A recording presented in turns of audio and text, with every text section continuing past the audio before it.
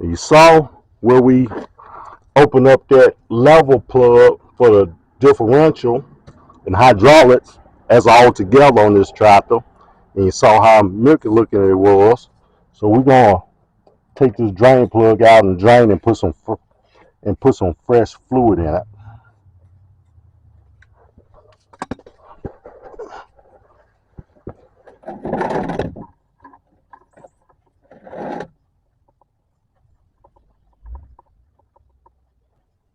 Yeah, look at that. Look at that color right there. Not a good look.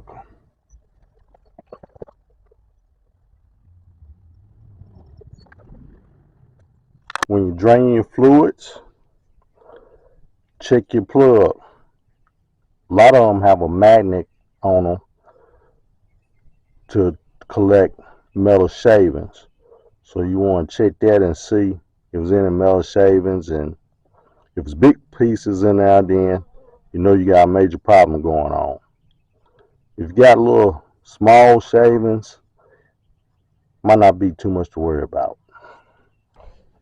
While we're waiting on this to finish draining, we'll hop to the hydraulic filter, because on this particular tractor, the hydraulic and the rear end and everything is all tied in together.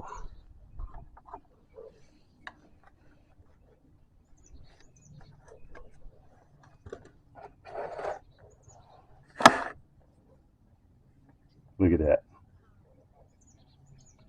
Definitely was due for a change.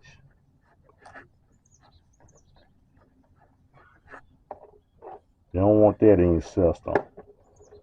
That right there lets me know that this tractor wasn't well taken care of. We let that drain from the filter and from the casing overnight so there's no more dripping. Then we'll go back, start putting a new filter on. I did fill this filter up, since it's going in like this and not upside down, just kind of help circulate through the system faster.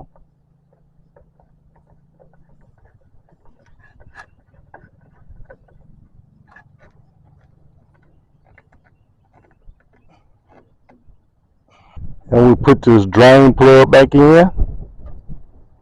Make sure that's tight.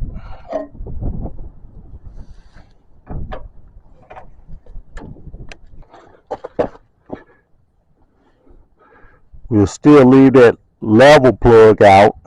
We'll leave that out, so we'll see when it's full enough, the fluid start coming out of here.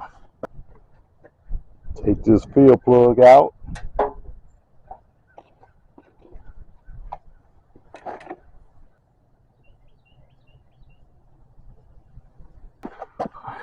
Starting to come out of this level plug. So now we just plug it back in.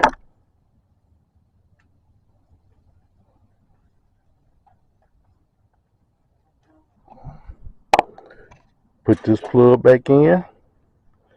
If you happen to have a tractor like this, it may look different than yours because somebody added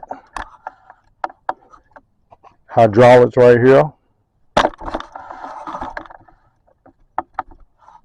So you just might just have a filler cap right here instead of what I have. The brake fluid. I'm putting my finger in here. That fluid looked pretty good. So all I'm gonna do is just add some more in there and top it off.